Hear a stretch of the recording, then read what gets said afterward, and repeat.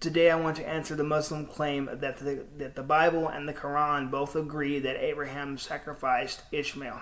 And I want to provide the relevant text and see how they compare with one another. I'm going to start with the Quran in chapter 37, verse 101 through 112. It reads, "So we gave him the good news of a boy possessing forbearance. And when he attained to working with him, he said, 'O my son, surely I have seen in a dream that I should sacrifice you. Consider then what you see.' He said, 'O my father, do what you are commanded. If Allah please, you will find me of the patient ones.' So when they both submitted, and he threw him down upon his forehead, and we called out to him, saying, 'O Ibrahim, you have indeed shown the truth of the vision. Surely thus do we reward the doers of good. Most surely this is a manifest trial, and we have ransomed him with a feet sacrifice, and we have perpetuated praise to him among the later generations. Peace be on Ibrahim. Thus do we reward the doers of good. Surely he was one of our believing servants, and we gave him the good news of Isaac, a prophet among the good ones.'"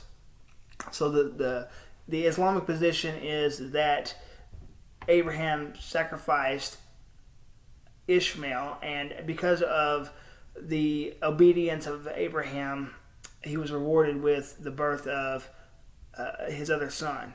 But I want to look at now what the Bible says.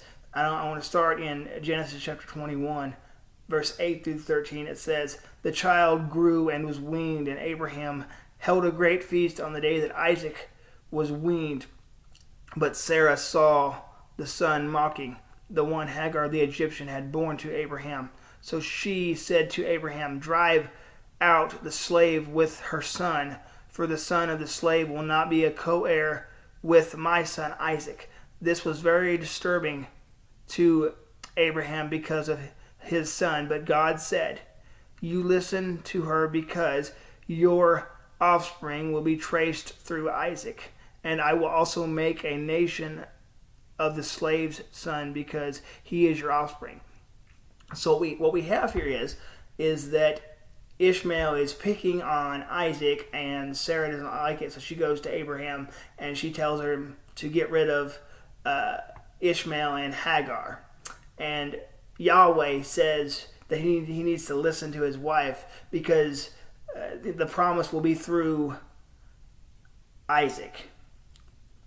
And I want to specifically now deal with a portion of Genesis 22. Genesis 22 is where we find the sacrifice of the son.